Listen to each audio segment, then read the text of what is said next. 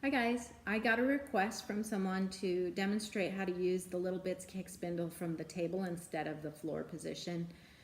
This position will prevent you from having to bend forward to wind your cop on. So here I am sitting at my couch and I have the kick spindle on the coffee table. So it's at about knee height and the tip of the spindle is about mid-chest on me.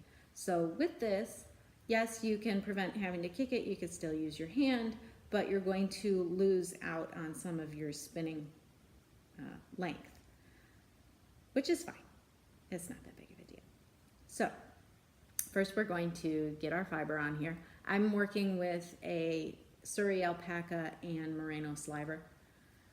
So we'll see, because the alpaca's staple length is a little on the short side. It might be difficult for demonstrating, but I'm going to give it a go. So really kind of pack that in there. Okay, and I got myself a good starting point. You don't want to pull too much when you start or it's just going to keep coming off.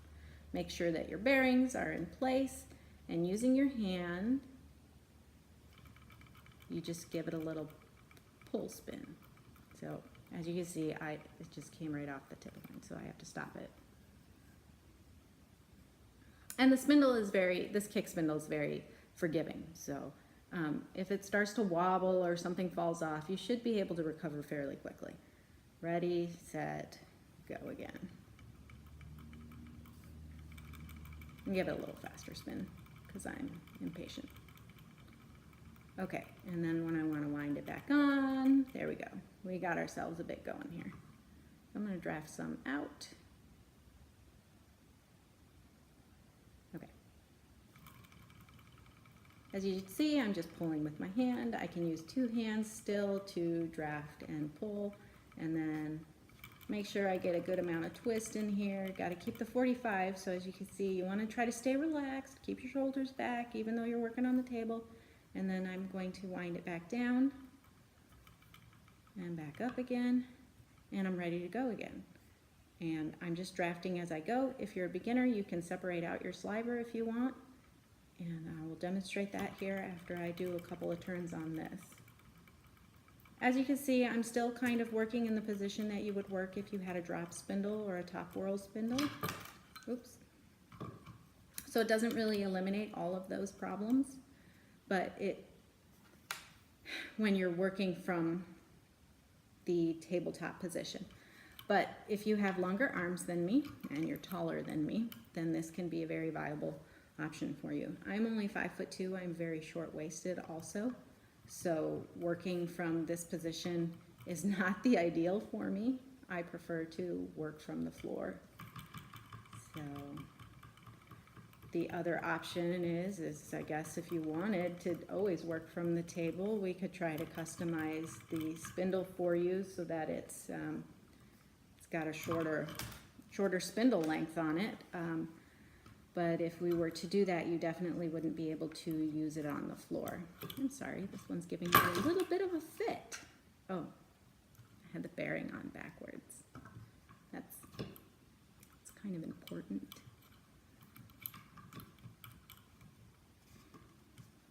Okay, as you can see, I have nice twist in my yarn, so I'm making yarn even at the table.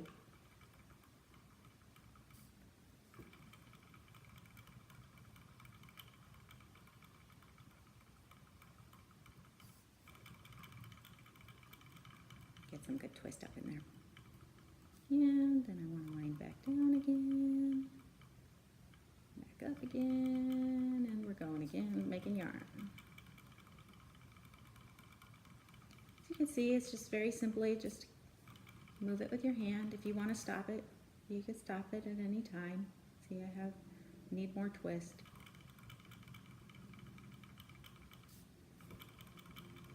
It's all about practicing. And check my twist. Well, it's pretty good. I like it. So I'm going to wind it back on. Down and up. And we're making yarn again. Okay, so that's how you do that. Now, if you are a beginner and you've got all of this fiber and you're like, Maria, this is really intense, it's going so fast and it's getting out of control. You can take your fiber. I prefer to draft directly from, I don't pre-draft or anything like that, but if it would make it easier on you, you can split your fiber. And if this still feels like it's too much, you can split it again. It's okay. I won't tell. And you can work with this. If you are trying to get more of a fingering weight and you don't want such a thick worsted weight, for beginners, I suggest splitting it a whole bunch. So you could even split it again. Because when you're working with sliver, you're just drafting from itself. It's not all out of, the direction is all aligned. It's not all mixed up. So you can go ahead and pull it apart as much as you need to be able to use it. Another way is to wrap it around your finger and then just come off the tip like this. This is I would say it's more of an advanced technique for learning how to draft and spin, but this way can be fun too. I like it. Let's see if I can get it started here. Give me a little demonstration. I've been doing a lot of work on my electric wheel lately because I wanted to make a sweater's quantity of fiber, of yarn, and as much as I love working on my drop spindles and my kick spindle, it was just an unrealistically large amount to try to spin by hand like this. And so I use my wheel, and I love my wheel. But sometimes this is nice and relaxing too. And I don't usually work from the table with my kick spindle, because usually if I'm working with my kick spindle, it's because I'm trying to give my arms a little bit of a break and I don't mind the bend. But it is faster than your drop spindle. Well, I guess that depends. It's all relative. If you are a pro at drop spindling, then obviously this is going to be a learning curve. But I don't have to stop. I could just keep going. I'm using both of my hands, even with using it on the table and not using my foot. I mean, the other option, I could put my leg up and I could kick with my leg while I'm sitting here, but that would be kind of awkward and weird. And I don't know if I would really want to do that. I mean, maybe I would do it just for S&Gs, just to see how difficult it would be, if it would be something that I could do. But as you can see, I've got a good amount of yarn going here. And if you have any other questions, just let me know. I can try to make more videos. It's kind of difficult right now. I'm having some issues health-wise that make videos a little more complicated for me. But this is just a little quick one because I have had a couple of questions about how to use this on the table. But as you can see, it's just as versatile, kicking with your foot and using the table. Oh, apparently it's time for my cat to eat, so sorry about that. Okay, so there you have it. And as you can see, I've already got a pretty good cop going. Get that so it doesn't wrap around my ball bearing. All right, there you have it. The Little Bits kick spindle, very versatile. Use it with your foot, use it with your hands. Works well either way. Same basic principles as your drop spindles and Turkish drop supported spindle.